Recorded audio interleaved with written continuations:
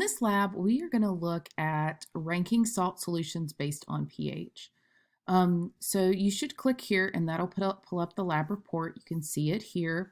And so when we talk about pH, and this corresponds to the lectures that we do in the class, we're going to see that strong acids have the lowest pH, and strong bases have the highest pH, and neutral solutions have a pH near 7.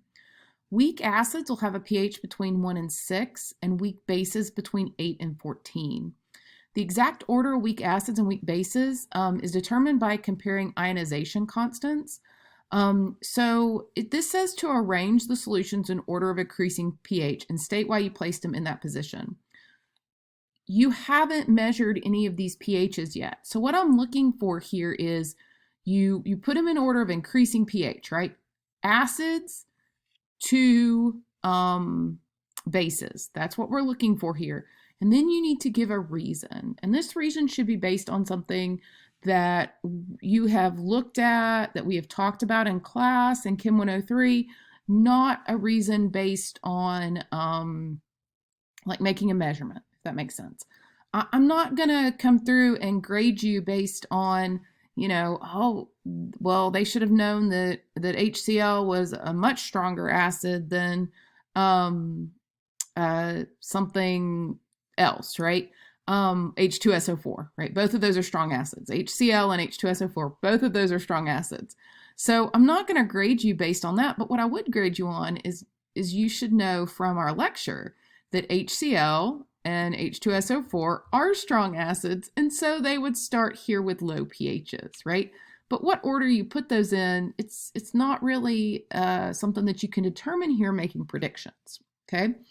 Now, what you're going to do is you are going to open the titrations lab, and I have this, if it links correctly, which I hope it will, specifically linked for pH, okay? So we've already done things with the conductivity meter in this lab, but now we're going to come over here and look at the pH meter.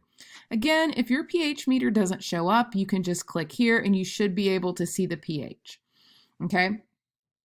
Now, when we look at this, there is already a solution for you, right? So on the stirring plate, there'll be a 0.10 molar ammonia chloride solution that's already been prepared. The pH meter has been calibrated and is in the beaker. Record the pH of the NH4Cl solution in the data table on the following page.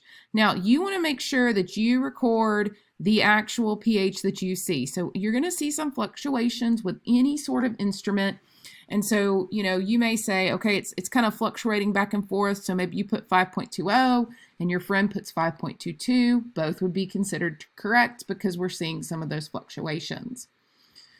So then, right, when finished, okay, you're going to drag the beaker to the reg disposal bucket and drag the bottle of NH4Cl to the stockroom counter. Okay, so we're going to put that there. We're going to drag this to the stockroom counter. And then you're going to click on the stockroom to enter. And so here's the stockroom, right?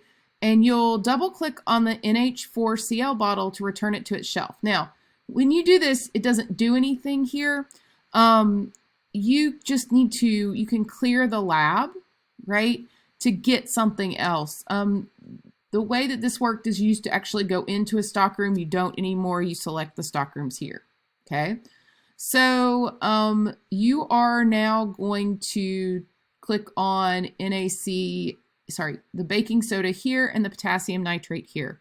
So baking soda is going to be a base, so we would click on it here, and then potassium nitrate is an inert salt, and so we would find it there, okay? And so you will prepare the different solutions and you will measure pH. And you can look here because you're going to make some solutions of things like, right, HCl, and you can read and follow those directions. You're going to list the pHs here. And then that will be the end of this lab. It's always interesting to come back and look at what you did here and compare it to up here. As always, feel free to reach out if you have any questions.